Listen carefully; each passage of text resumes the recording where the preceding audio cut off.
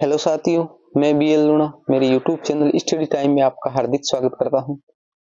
हम हिंदी साहित्य का इतिहास पढ़ रहे हैं और इसके अंदर हमारा जो भक्ति काल है वो चल रहा था। पिछली जो क्लास थी उसके अंदर हमने रामाश्री काव्य धारा है उसकी जो शुरुआत की थी। इस क्लास के अंदर हम आज तुलसीदास के बारे में पढ़ेंगे। हमारे रामाश्री काव्य धारा है उसके प्रतिनिधि कवि है। रामाश्री काव्य है उसकी क्या है, प्रतिनिधि कवि है। तो तुलसीदास है उसके बारे में हम विस्तार से देखेंगे। सारे इनके पॉइंट जो बनते हैं एग्जाम की दृष्टि से वह सभी हम देखेंगे। तो एक नंबर पे हमारा है तुलसीदास जो अगले पैराग्राफ में है। उससे पहले अगर आप नए आए हो तो चैनल को सब्सक्राइब कर ले, बेल आइकन को ऑल पे प्रेस कर ले ताकि जब भी मैं कोई नया वीडियो अपलोड करूं तो उसका नोटिफिकेशन आपको तुरंत मिल सके। वीडियो पसंद आती है तो इसको लाइक करिए, अपने दोस्तों के साथ में भी शेयर कीजिए।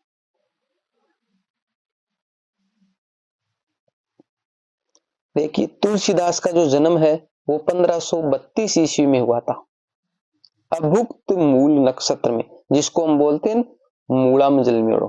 तो कहने का मतलब जो मूल नक्षत्र होते उस जो नक्षत्र के अंदर इनका जन्म हुआ था, याद रखना है। जन्म स्थान की बात करें तो राजापुर यूपी, जो आचार्य रामचंद्र शुक्ल के अनुसार है, यानी इनका जन्म है राजापुर यूपी में, मानना है आचार्य रामचंद्र शुक्ल। आपसे पूछा जा सकता है शुक्ल के अनुसार तुलसीदास का जन्म है।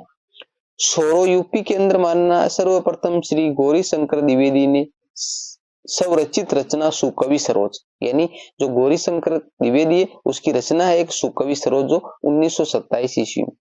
ठीक है, तो इसके अंदर जो माना है वो सोरो जो मानने वाले वो हमारे गौरी शंकर द्विवेदी है और जो राजापुर मानने वाले वो आचार्य रामचंद्र शुक्ल है। दोनों को आपको अलग अलग याद रखना। मृत्यु है वो 1623 ईस्वी में हुई थी। तो देखिए 1532 जन्म याद कैसे रखोगे, 1532 जन्म है। अब आपको यहाँ पर 15 की जगह 16 कर देना है और इस 2 को इधर ले आना है और 3 को इधर ले आना है। 16 तो 23 में इसकी मृत्यु है। इस प्रकार आप इसको तारीख को याद रख लीजिए, क्योंकि ज्यादा तारीखें हो जाती है फिर आप कंफ्यूजन होते हो। तो 1532 जन्म है और 1623 मृत्यु है। इनके संबंध में प्रमुख पंक्ति है, संवत 1680 उसी गंग के तीर, श्रावण शुक्ला सप्तमी तुलसी तजो शरीर, यानी जो इनकी मृत्यु हुई थी इस मृत्यु से संबंधित पंक्ति है। संवत, संवत का मतलब विक्रमी सन है, तो विक्रमी सन में क्या हो रहा है 1600, संवत 1680, तो संवत में 1680 है। उसी गंग के तीर श्रावण शुक्ला सप्तमी, यानी श्रावण का महीना था। शुक्ल जो होते हैं आपको मैंने कई बार बता दिया, शुक्ल पक्ष और हमारे जो कृष्ण पक्ष होते हैं। तो जो चांदनी रातें होती है जहां जिसमें चांद उदय होता है, तो उसमें शुक्ल सप्तमी जो साधना होती है वो था, जो एकम दूज तीज जैसे होता है। तुलसी तजो शरीर, यानी उस दिन तुलसी ने अपना शरीर को छोड़ दिया था। ये लाइन भी याद रखनी है भाई, संवत 1680 उसी गंग के तीर, श्रावण शुक्ला सप्तमी तुलसी तजो शरीर। अगर ऐसा पूरी लाइन दे तो आपको पता चल जाए, पर ऐसे दे दी संवत 1680 उसी गंग के तीर, आगे खाली जगह छोड़ दे। ये लाइन किससे संबंधित है, तो ये तुलसीदास से संबंधित है। पिता इनके आत्माराम दुबे थे, माता हुलसी थी। माता का नाम क्या था, हुलसी। अब देखो एक लाइन है जो अक्सर देखकर पूछते हैं और मोस्ट लाइन है, मोस्ट लाइन है। देखिए, सुरतीय नरतीय नागतीय सब चाहती अस पोए तुलसीदास, गोद लिए हुलसी फिरे तुलसी सो सुत होए रहीमदास, यानी तुलसीदास और रहीमदास दोनों क्या थे, दोस्त थे, मित्र थे। अब पहली जो लाइन है वो तुलसीदास ने कही है, दूसरी लाइन यानी इसको पूरा करने का काम है इस जो उदय को, वो जो रहीमदास ने किया, क्या किया, सुरतीय, सुर का मतलब होता है देवता, नागतीय तो मनुष्य, नृत्य सॉरी मनुष्य, और नागतीय नाग लोग। तो ये कह रहे हैं कि जो देवताओं का जो लोग है, मनुष्यों का जो लोग है जिसे मृत्यु लोग बोलते हैं, और जो नाग लोग है सब चाहती अस कोई, यानी सारे ही ऐसे चाहते हैं। यानी ये बात है तुलसीदास ने रहीम के लिए की कि भाई देवता नाग लोग जो मनुष्य लोग सभी के अंदर ऐसा चाहते हैं कि उसके रहीम जैसा हो। ये रहीम के बारे में तुलसीदास ने कही है।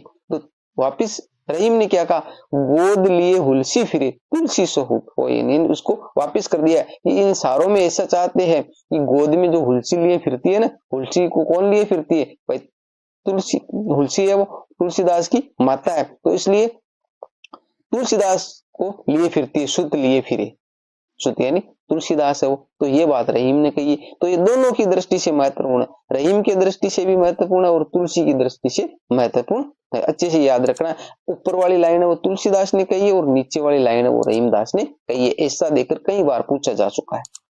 भक्ति पद्धति है इसकी जो दास्य भाव की है, क्योंकि हमने शुरुआत में इनकी विशेषताओं में पढ़ लिया है कि जो राम काव्य धारा है उसकी में जो भक्ति ज्यादातर जो की है वो दास्य भाव की भक्ति है। बचपन का नाम राम बोला, ऐसा माना जाता है कि जब ये पैदा हुए थे तो शुरुआत में इनके मुंह से राम ही निकला था। तो कहने का मतलब ये जो पैदा हुए थे तो इसलिए इनका नाम राम बोला पड़ गया।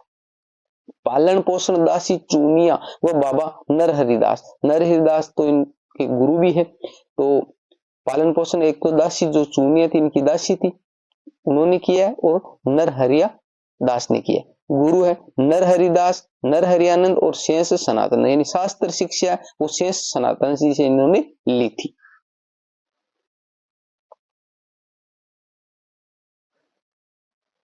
पत्नी है वो रत्नावली है। अब देखो इन पत्नी से संबंधित भी दो ये लाइनें जो हम देख लेते हैं। लाज न आवत आपको दोरे आयु साथ, दिख दिख ऐसे प्रेम को कहां कहो मैं नाथ। तो देखिए एक बार ऐसा हुआ था कि जो ये रत्नावली है, ये रत्नावली पीहर गई हुई थी और तुलसीदास है उसके पीछे पीछे चले गए। तो ऐसा माना जाता है कि तुलसीदास जो इनका जो मकान बना हुआ था तो उस मकान के पीछे जो हमारी खिड़की रखते हैं उस खिड़की में एक रस्सी आप इनको दिखाई दी कि भाई रस्सी लटकी हुई है। तो इन्होंने सोचा कि ये रस्सी है और जो रात के समय गए थे तो पत्नी ने रस्सी लटकाई कि भाई वो आए तो इधर से चढ़कर ऊपर आ जाए, और वो हकीकत में रस्सी नहीं थी, वो सांप था, जो सर्प होते वो सर्प था। तो ये उसको पकड़कर ऊपर चले गए। जब कमरे में गए तो उन्होंने पूछा कि आप किधर से आए, तो बोला कि इस इधर आपने जो रस्सी लटकाई थी उसको पकड़ के आगे देखा तो वो सर्प था। तो इन्होंने कहा कि आपको इस प्रेम में आप इतने अंधे हो गए कि आपको सर्प और रस्सी में भी पता नहीं चल रहा है कि सर्प कौन सा होता है, रस्सी कौन सी होती है।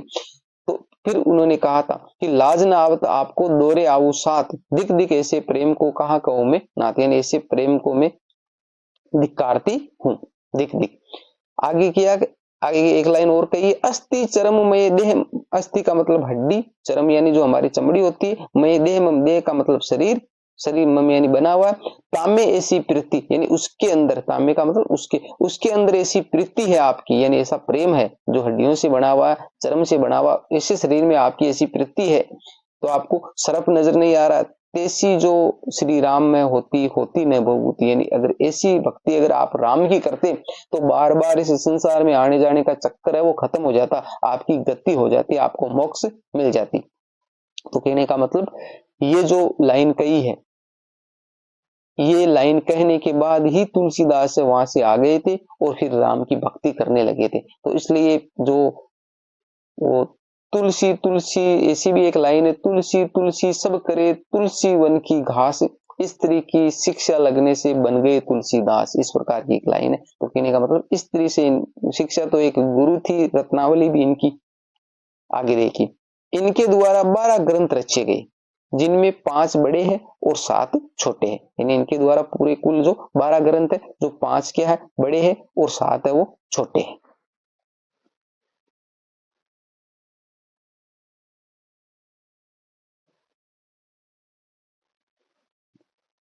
राम गीतावली 1571 ईस्वी में है, जो ब्रज भाषा में है। याद रखना राम गीतावली है वो 1571 में है और भाषा उसकी ब्रज है।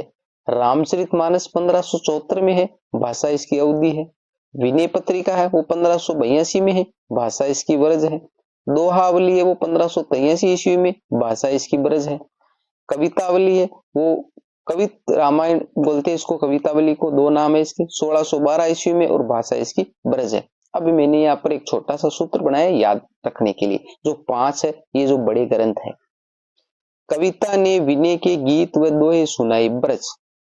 देखो कविता का मतलब हो जाएगा कवितावली, विनय का मतलब हो जाएगा विनय पत्रिका, गीत का मतलब हो जाएगा गीतावली और दोहे का मतलब हो जाएगा दोहावली। तो देखिए कवितावली, दोहावली, विनय पत्रिका और ये राम गीतावली। इनमें देखो इसकी भाषा ब्रज है, इसकी भाषा ब्रज है, इसकी भाषा ब्रज है और इसकी भाषा ब्रज है। तो अब जो बड़े ग्रंथ थे, बड़े ग्रंथों में 4 की भाषा ब्रज है, तो वो आपको याद हो गए। और रामचरितमानस है वो आप याद अकेले कर लेना, उसकी भाषा अवधि अकेले की। तो पांच जो बड़े ग्रंथ है, उन 5 बड़े ग्रंथों में 4 की भाषा है वो ब्रज है और 1 की भाषा अवधि है। तो कविता ने विनय के गीत व दोहे सुनाए। तो कविता नाम है किसी का, विनय के जो दोहे और गीत है वो सुनाए इन्होंने, तो याद हो जाएगा। तो इनकी भाषा क्या है, ब्रज है, याद रखने में सुविधा होगी। आगे देखो, आगे जो छोटे ग्रंथ है उसमें कृष्ण गीतावली 1571 ईस्वी, भाषा ब्रज है। रामलला नेचु 1582 ईस्वी, भाषा अवधि है। आगे देखो, पार्वती मंगल 1582 ईस्वी, भाषा अवधि है। जानकी मंगल 1582 ईस्वी, भाषा अवधि है। बैराग्य संदीवनी 1612 ईस्वी, भाषा ब्रज है। रामाज्ञा प्रश्नावली 1612 ईस्वी, भाषा ब्रज अवधि। और बरवे रामायण 1612 ईस्वी, भाषा अवधि। तो ये इनके छोटे ग्रंथ है, छोटे ग्रंथ। इनका भी मैंने एक छोटा सा सूत्र बनाया है। राम ने विनय किया पार्वती व जानकी से 1582 ईस्वी, यानी इनको याद करने के लिए अलग अलग मैंने तरह तरह की जो ट्रिकें लगाई है मेरे हिसाब से, तो वो मैं आपको भी बता दूं तो आपको याद करने में सुविधा हो। राम ने विनय किया पार्वती व जानकी से 1582 ईस्वी, यानी 1582 ईस्वी में रचनाएं हैं। कौन कौन सी है, विनय पत्रिका हो जाएगी, देखो विनय किया। रामलला नेचु, राम आ गया। पार्वती मंगल, पार्वती नाम आ गया। जानकी मंगल, जानकी नाम आ गया। तो देखो राम ने विनय किया, राम ने विनय किया किससे किया, पार्वती और जानकी से 1582 ईस्वी। तो आपको याद हो जाएगी, राम ने विनय किया पार्वती व जानकी से 1582 ईस्वी। चारों की जो रचना है वो 1582 ईस्वी में हुई थी। आगे देखो, विनय पत्रिका, उसके अंदर 279 पद है। विनय पत्रिका में 279 पद है। भाषा इसकी ब्रज है। ये रस इसके अंदर शांत रस है और गीति शैली है। शैली कौन सी, गीति। तो ये जो पॉइंट है वो विनय पत्रिका की दृष्टि से महत्वपूर्ण है। गीतावली में 328 पद है। ये पूछा गया क्वेश्चन है, ये जो इनसे संबंधित है ना, पदों से संबंधित, इन विनय पत्रिका में कितने पद है, क्योंकि तुलसीदास से संबंधित बारीक से बारीक पॉइंट है वो पूछा जाता है। तो विनय पत्रिका में 279 है, गीतावली में 328 है, भाषा ब्रज है। श्रृंगार रस है, इसके अंदर शांत रस है विनय पत्रिका में, और गीतावली में श्रृंगार रस है, शैली इसकी गीति शैली है। कवितावली में 325 पद है, भाषा ब्रज है। कवित सवैया शैली है इसकी, और वीर और रौद्र रस है इसके अंदर। रामलला नेचु है, उसके अंदर 20 पद है। सोहर छंद, यानी जो छंद है वो सोहर छंद है। सोहर छंद कौन सा होता है, जिसके अंदर मात्राएं तो होती है 22, जिस प्रकार दोहे के अंदर 24 मात्राएं होती है, उसी प्रकार जो सोहर छंद है उसके अंदर 22 मात्राएं होती है। और यति कहां पर होती है, 12-10 पे, यानी जो लाइन हम बोलते हैं तो वो एक लाइन या 12 मात्रा आने के बाद में यहाँ पर रुकते हैं थोड़ा, फिर यहाँ पर 10 मात्रा। तो इधर वाले में 12 मात्रा होगी और इधर वाले में 10 मात्रा होगी। फिर जो दूसरी लाइन आएगी तो इसके अंदर 12 होगी, फिर इसके अंदर 10 होगी। इस प्रकार 4 जो लाइनें होती है यहाँ पर बीच में हम रुकते हैं। जिस पर रही मन धागा प्रेम का, यहाँ पर हम रुकते हैं। मत तोड़ो चिटकाए, फिर यहाँ पर वो एक लाइन आ जाएगी। टूटे से फिर ना मिले, तो यहाँ पर ये रुक गए। मिले गांठ पड़ी जाए, यहाँ पर 2 लाइन है। इस प्रकार 2 हम बनाते हैं। तो वो सोहर छंद काम में लिया गया इसके अंदर। वैराग्य संदीपनी उसमें 62 पद है। बरवे रामायण में उसमें गुणचित्र पद है, जो रहीम के कहने पर रचित। ये भी पूछा गया क्वेश्चन है, यानी बरवे रामायण की रचना तुलसीदास ने किसके कहने पर की थी, तो वो रहीम है जो इनके दोस्त है, उनके कहने पर बरवे रामायण की रचना इन्होंने की थी। पार्वती मंगल है वो उसमें 164 पद है। जानकी मंगल है उसमें 216 पद है।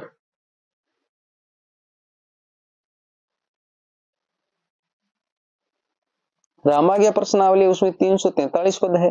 दोहावली में 573 दोहे है, और कृष्ण गीतावली में 61 पद है।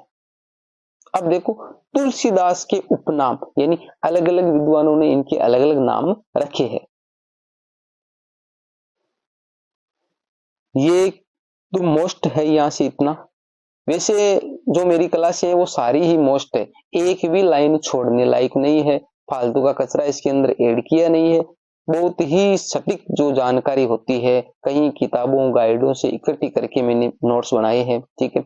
और मेरे को अनुभव भी है, काफी जो एग्जाम मैंने दिए हैं, तो कौन से क्वेश्चन है किस टॉपिक से पूछे जाते तो वही मैंने इसके अंदर ऐड किए, फालतू कचरा इसके अंदर नहीं है जो गाइडों में किताबों में भरा हुआ होता है। तो तुलसीदास के जो उपनाम है, कलिकाल का वाल्मीकि कहा इसको नाभादास ने, कलिकाल का वाल्मीकि नाभादास ने कहा है। महात्मा बुद्ध के बाद दूसरा लोकनायक जॉर्ज ग्रियर्सन ने कहा है, यानी महात्मा बुद्ध है उसके बाद में दूसरा जो बड़ा लोकनायक है वो तुलसीदास है, ये जॉर्ज ग्रियर्सन ने कहा है। मुगल काल के सबसे बड़ा आदमी वो विंसेंट स्मिथ है, विंसेंट स्मिथ है। आनंद वन का वृक्ष है वो मधुसूदन सरस्वती ने कहा है। हिंदी का जातीय कवि वो आचार्य रामचंद्र शुक्ल ने कहा है। अब देखो, कलिकाल का वाल्मीकि नाभादास याद हो जाएगा। महात्मा बुद्ध, ये दो लाइनें इसमें मैं कंफ्यूजन हो रहा था, ये आपको बता दूं। आनंद वन का वृक्ष मधुसूदन सरस्वती हो जाएगा, और इस प्रकार याद कर ले, जैसे मधु है, मधु से हमारे को आनंद मिल रहा है, मधु से आनंद मिल रहा है, तो आनंद वन का वृक्ष वो मधुसूदन सरस्वती ने कहा था। हिंदी का जातीय कवि है वो रामचंद्र शुक्ल ने कहा था।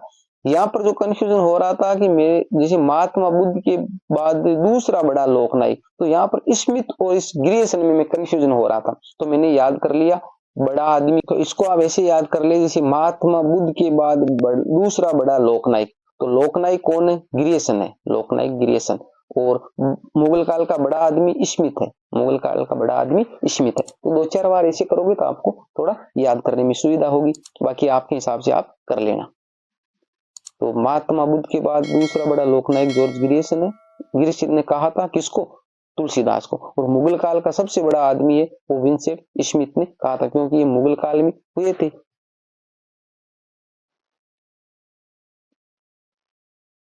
आगे है, तुलसीदास व सूरदास अकबर के समकालीन थे। तो अकबर कौन था? अकबर एक मुगल था, इसलिए मुगल काल में हुए थे। तो तुलसी और सूरदास है वो अकबर के समकालीन थे।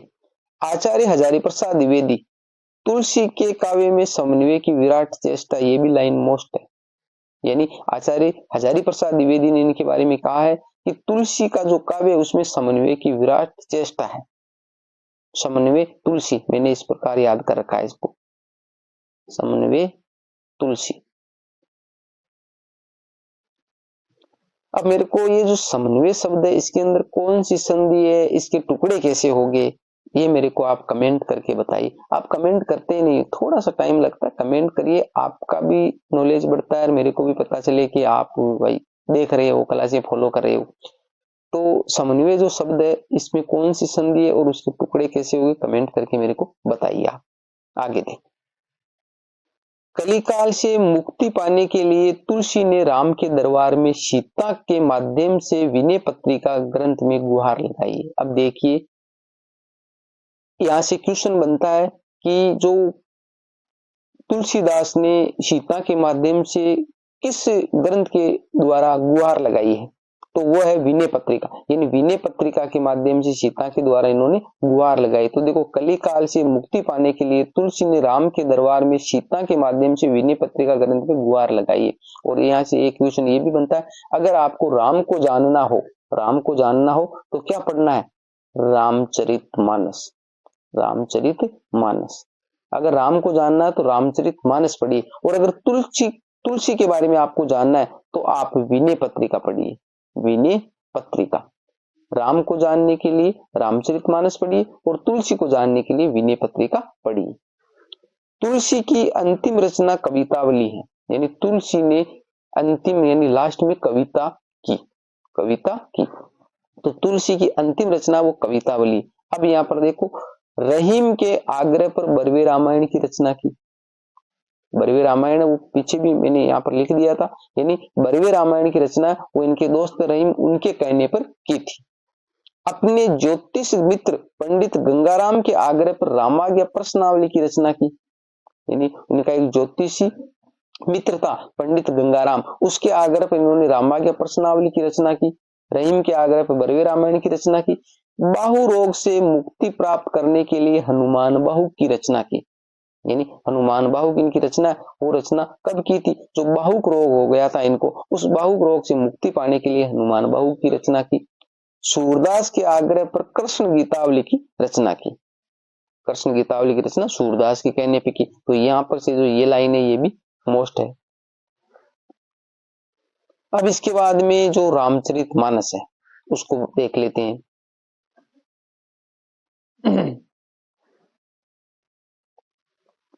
तो देखिए रामचरितमानस है, इस रामचरितमानस हो गई हमारी कवितावली है, गीतावली है, दोहावली है, इन सभी से संबंधित पॉइंट बनते हैं एग्जाम की दृष्टि से। तो तुलसीदास से संबंधित मैटर यहाँ पर कंप्लीट हो जाता है, इतने ही पॉइंट है। अब जो इनकी जो रचनाएं, उन रचनाओं से संबंधित जो पॉइंट है वो हम अगली क्लास के अंदर देख लेंगे, क्योंकि क्लास बड़ी हो रही है। फिर ये जो रामचरितमानस इसका भी लंबा है थोड़ा वर्णन, और रचनाएं तो ये रचनाएं ज्यादा है, तो इनका एक अलग क्लास कर लेंगे हम। ठीक, वीडियो पसंद आई है तो इसको लाइक करिए, अपने दोस्तों के साथ में भी शेयर कीजिए। अभी तक आपने चैनल को सब्सक्राइब नहीं किया तो सब्सक्राइब जरूर कर ले। मिलते हैं अगली वीडियो में, तब तक के लिए जय भीम जय भारत।